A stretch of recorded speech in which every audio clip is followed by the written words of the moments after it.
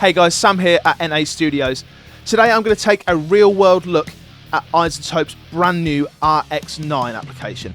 There's some fantastic new features for dialogue and a whole host of other stuff. Let's jump straight in. Alright, first off, we've got a familiar interface here. We've got all of our repair tools over on the right hand side. We've got some new ones in there which we're going to take a look at in a moment. And we've also got our utility bits in the same way as we had before, and we've got our measurement tools. Let's start by taking a look at some of the new features in the dialog modules.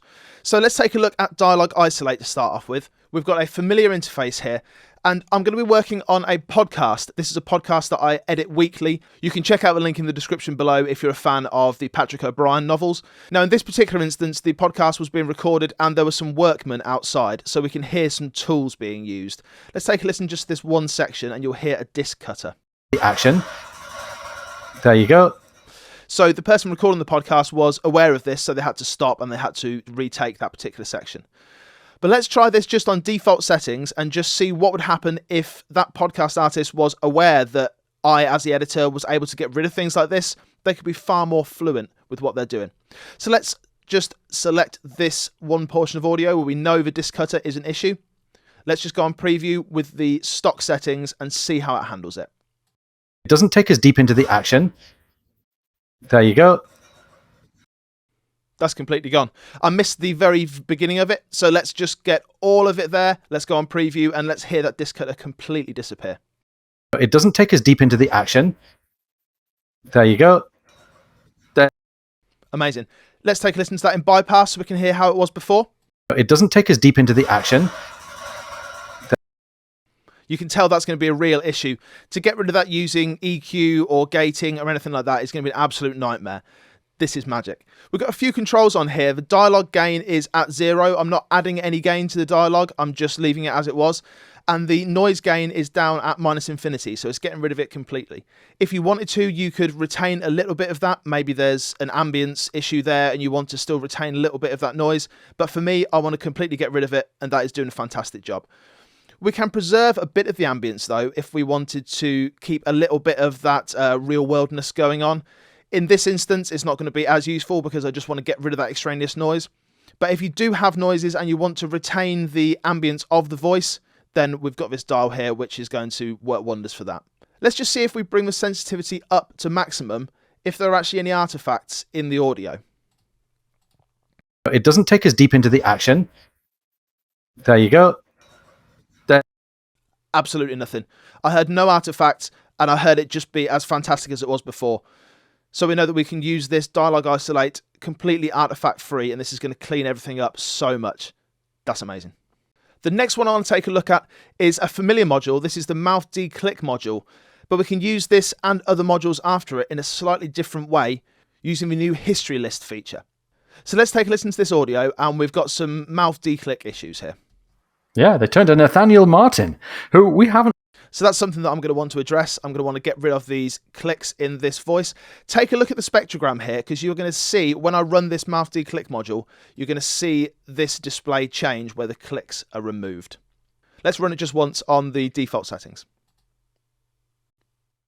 So you can see a lot of those clicks in the spectrogram have been removed, but this is not really what I want to look at here. Let's take a listen to this breath afterwards. Okay, so I'm going to go to my instant process tool just by pressing I, and I've got the gain module up. So that means that when I select this breath, I can just get rid of that by a predetermined dB level. I typically have it set to about 20 dB, just because I want to be quite surgical on this. So if I select this using the instant process tool, then I can get rid of it. That's cool. But let's say now I want to go back into that mouth declick section and do a little bit more. Let's go into it, let's select it, and then let's go declick again. Well, if I wanted to take a step back to the original mouth declick, then I would actually get rid of the gain that I've applied to the breath as well, if I just do it in the normal way. So if I go to my history section and go back to mouth declick, well, that gain comes back on that breath, which is not what I want. So we can go back through the history, but dependent on the selection.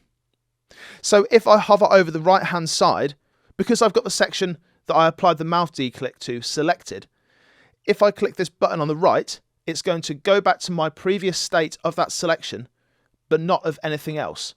So that breath is going to remain down. Let's do that now. So it's restored the selection, but not the other changes that I've made.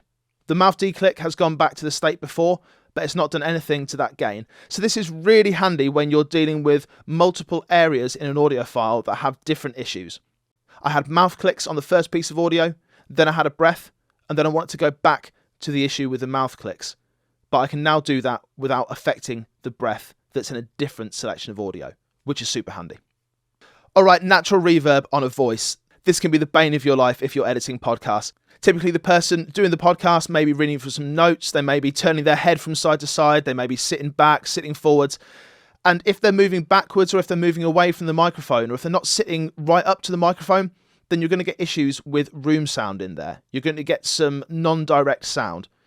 Let's take a listen to this piece of audio where we've got some reverb issues. It's just short reverb. It's on the voice, but it just sounds a little bit less direct than I'd like it to. Good idea on the break. Well done.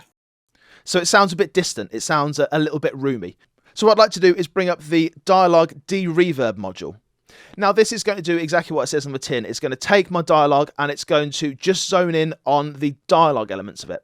It's going to get rid of the room sound. It's going to get rid of everything that happens kind of before or after the voice, because it can tailor it around the voice. Let's just go with stock settings. Let's just click preview. Let's hear what it sounds like. Good idea on the break. Well done. That sounds pretty clean to me. Let's listen to it before. Let's just go bypass and hear how it sounded before we've applied that De-Reverb. Good idea on the break. Well done.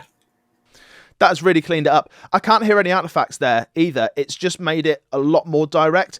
Now, Dialog Isolate is also a tool that we could use for this. It's going to isolate the dialogue, as it says, but this tool is specifically made to get rid of that reverb, to get rid of that kind of bounce in the room, to get rid of that room tone. That's a super useful feature to have in any application. Hum and buzz are issues that I often deal with when I'm working in the studio. If I'm doing voiceover, I've got hard drives running, I've got air conditioning going sometimes, I've got buzzes, I've got hums, and I need to get rid of them in a way that is artifact free. Let's take a listen to this piece of audio that has some pretty bad buzz at the beginning of it. Hey guys, I'm Sam here at NA Studios. Just one more time, listen to the section before the voice starts. Hey guys, I'm Sam here at NA Studios. There's a fair amount of buzz there.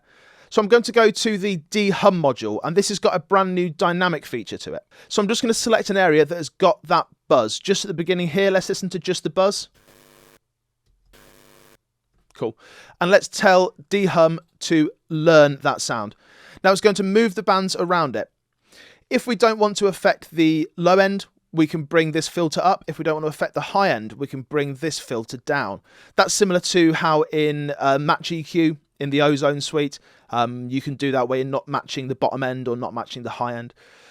Let's take a listen to what this has done to that buzz if it's killed it completely. Let's preview. Hey guys, I'm Sam here at NA Studios. And then before. Hey guys, I'm Sam here at NA Studios. Hey guys, I'm Sam here at NA Studios. Hey guys, I'm Sam here at NA Studios. Wow, that's got rid of it completely. I think in this instance, it was a case of, because I've got the SM7, I don't think I had my FET head in there, the cloud lifter kind of thing. So I was just running off the preamp, and the preamp was getting a little bit noisy.